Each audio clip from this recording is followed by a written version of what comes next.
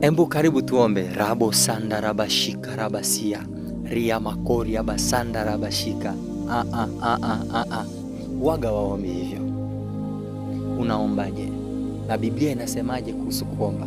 Biblia inasema leteni hoja zenye nguvu. Hoja zenye nguvu, sio raba sanda rabashika rabasia. Kuna wakati tunafundishwa vibaya kuhusu kunena kwa lugha.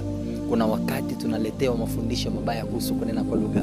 Lugha ina kazi tatu katika maisha ya muumini au katika maisha ya Mkristo. Kazi ya kwanza ya lugha, Paulo anaizungumzia vizuri sana kazi tatu ya lugha.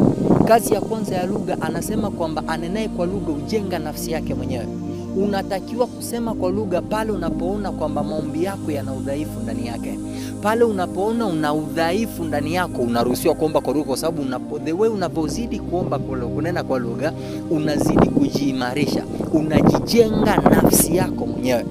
Baada ya kutoka kwenye kiwango cha kujijenga mwenyewe, unatakiwa kupeleka hoja yenye nguvu, na hoja yenye nguvu unatakiwa kuiongea kwa lugha yako wewe.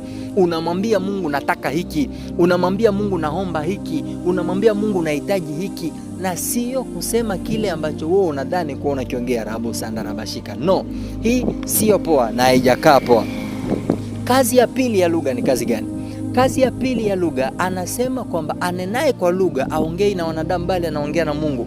Kuna wakati unatakiwa kumwachia Roho wa Mungu nafasi afanye na wewe kile anachokitaka yeye kufanya na wewe.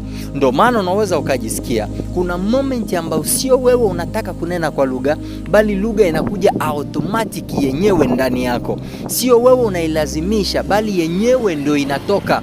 Haihitaji nguvu yako. Hata ukiwa unatembea, sometimes unaweza ukajikuta ghafla tu unasikia kama vile lugha inataka kuja ria bakori ya basanda rabashika. Hapa ni kwamba Roho Mungu anataka kushughulika na wewe, kitu ambacho akili yako haijui, kitu ambacho moyo wako haujui, kitu ambacho wewe mwenyewe hukijui, lakini Roho Mungu anataka kuongea na wewe. Na nafasi ya tatu ya lugha ni nafasi ya unabii. Mungu anaongea na wanadamu kupitia lugha. Ndo hapa ambapo Paulo anasema na ikiwa hakuna mtafsiri, basi huyu anayenena kwa lugha ni bora akae kimya. Shida ni kwamba tunaambiwa tunaposema kwa lugha anytime ndio inatufanya tuwe na nguvu. Hauwezi ukawa na nguvu za rohoni ikiwa unatumia lugha ya akili yako. Watu wenye nguvu za rohoni ni watu ambao wanaanza kwanza na hoja zenye nguvu mbele za Mungu.